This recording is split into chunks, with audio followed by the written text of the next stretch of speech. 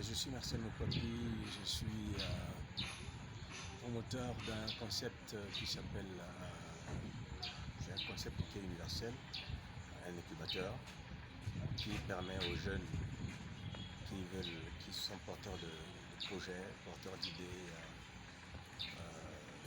lucratives, de se retrouver, de mettre ça en forme, qui peut constituer pour eux leur emploi. Voilà, c'est ça.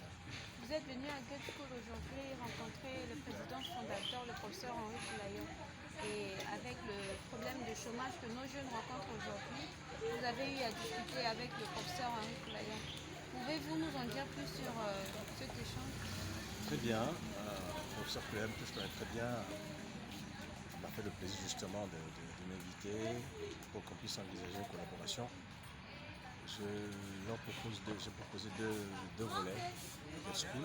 D'abord, le premier volet, c'est avoir la possibilité de leur offrir des stages aux étudiants.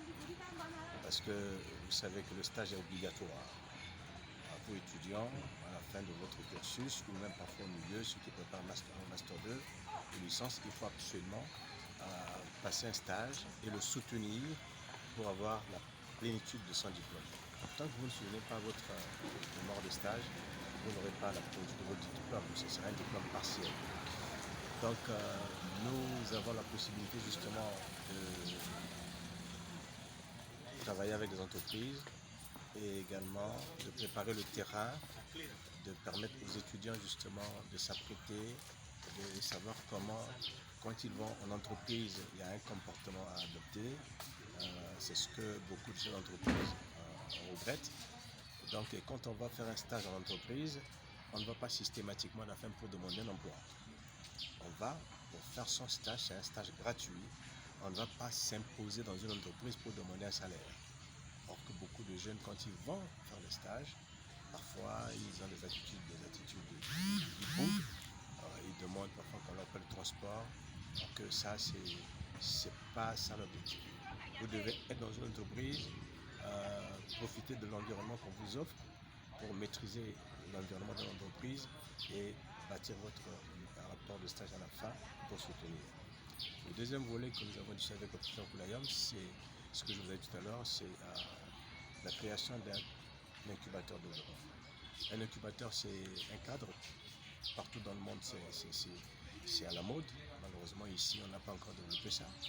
C'est un cadre qui est offert aux jeunes pour se retrouver, 2 ou 3 ou 4 autour d'un projet viable pour pouvoir le mener à terme, pour le réaliser.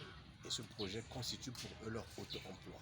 Vous savez qu'aujourd'hui, en Centrafrique, il ne faut pas s'ouvrir la face. Il y a un problème de chômage réel, vous l'avez si bien dit.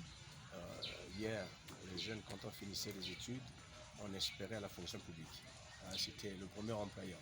Il est toujours, mais aujourd'hui, l'État ne peut plus embaucher comme il y a quelques années passées, parce qu'elle est confrontée à des restrictions budgétaires et autres. Mais ces jeunes, notre pays a besoin à beaucoup d'espace. On peut créer beaucoup de choses pour être à l'aise, être fier d'avoir créé une activité. Si ça peut être pour soi-même, il y a des activités classiques. Il y a des jeunes qui montent des kiosques, qui font des taxis moto. Oui, comme on dit, il n'y a pas de ce métier. Mais quand on fait des années d'études, on peut faire autre chose encore plus élaboré que ça. Donc c'est le but des incubateurs. On parle des startups, etc. Il y en a parfois, c'est dans le domaine électronique. Il y a beaucoup de jeunes techniques qui avaient inventé des choses, des robots, qui étaient très bien. Mais comment faire pour que ces robots-là deviennent vraiment des choses qui peuvent être utilisées par des industriels? Donc il faut leur donner des moyens. En marge de tout ça, dans notre développement, nous avons conçu ce qu'on appelle un club d'investissement.